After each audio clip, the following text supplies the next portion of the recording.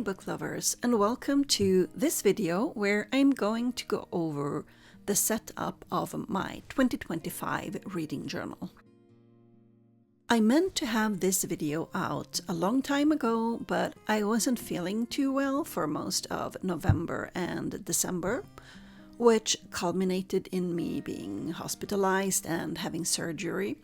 But here we are, back in business, so let's start. Again, I'm using an Archer and Olive 8x8 dotted journal. This is an old model which I got back in 2023. I don't think this particular design is available anymore.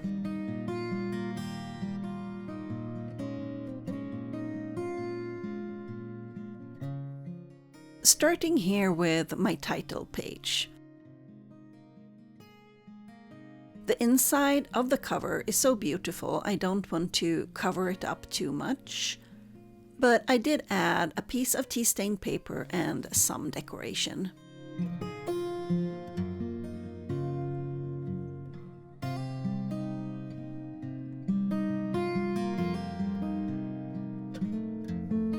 Next is my cover page, which I'm very happy with this year.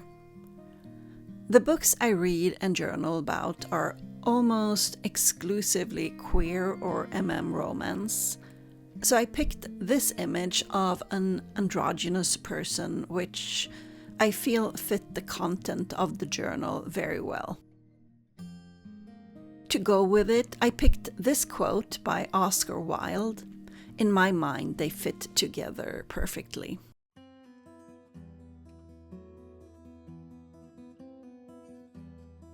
The decorations here are all rub-on stickers, which I love. It's my new thing and I'll be using them excessively throughout the year. They transfer into the pages in a way regular stickers don't.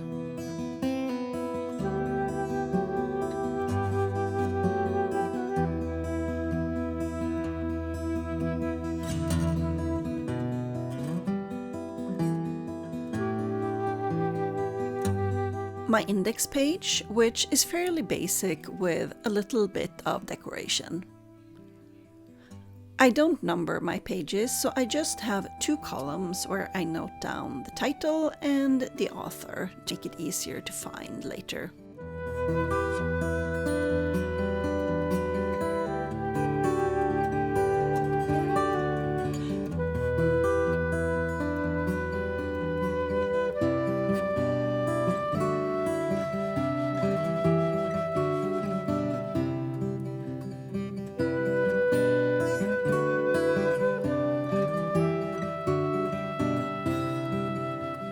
Then we get to my map of tropes. I did one last year and it was so much fun I wanted to repeat it this year. It takes me a long time to draw, but I love making it. It's full of mostly romance tropes, although most are romance tropes in general.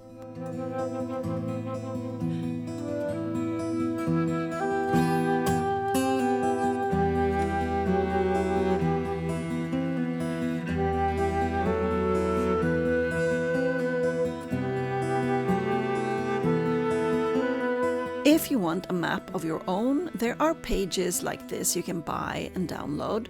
I'll link one shop in the comments that have a map that inspired me a lot to make my own. I don't have this particular map for sale because I'd have to draw it digitally and digital art is not my forte. It's a lot of fun to draw yourself though, and it really isn't that difficult if you have the energy and time to invest into it, so I highly recommend everyone give it a try.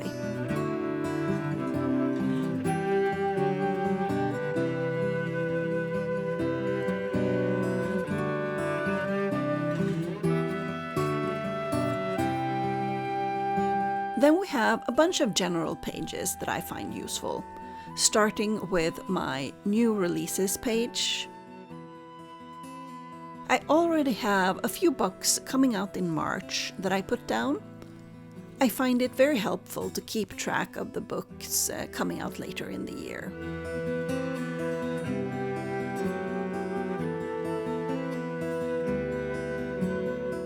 Next is my series tracker, which I did for the first time last year and found very useful as well. I liked this layout, so I repeated it in my new journal. I drew little boxes where I note the name of the series, and beneath it I'll add little boxes with the number of the book in the series, like 1, 2, 3, and after I've read it, I color the box in. It's a great way to keep track of where I am in a series, since they tend to take years to come out and complete.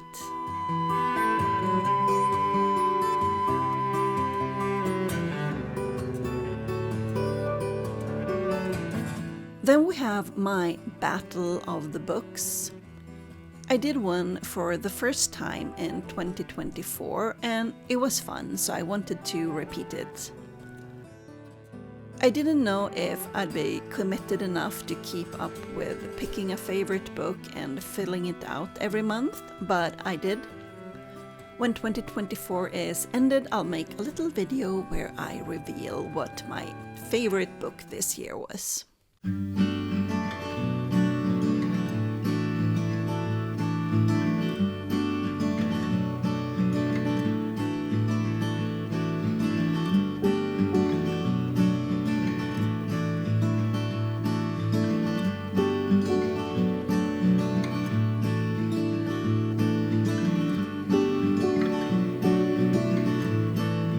Next is a new to me page, a page for stats.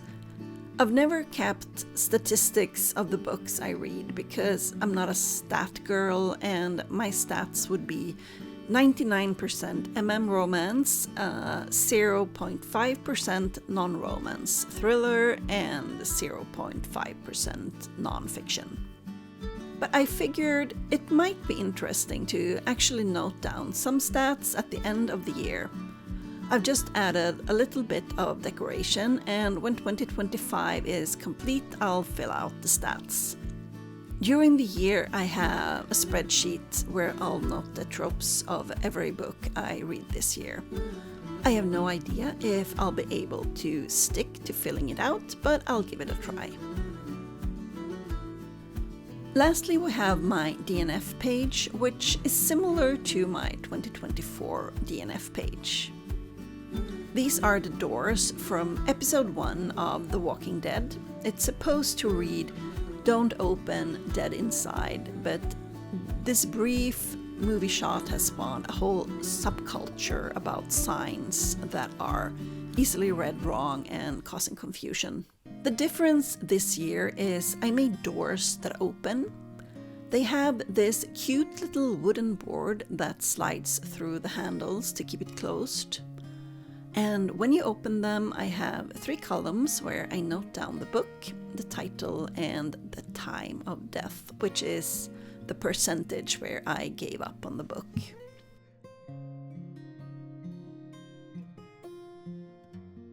That's it for the setup of my 2025 journal.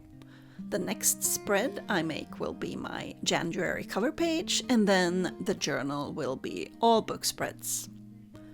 I'll be back regularly throughout the year with wrap-up videos about the books I've read. I hope you enjoyed this video and found some inspiration for your own journal. Until next time, bye!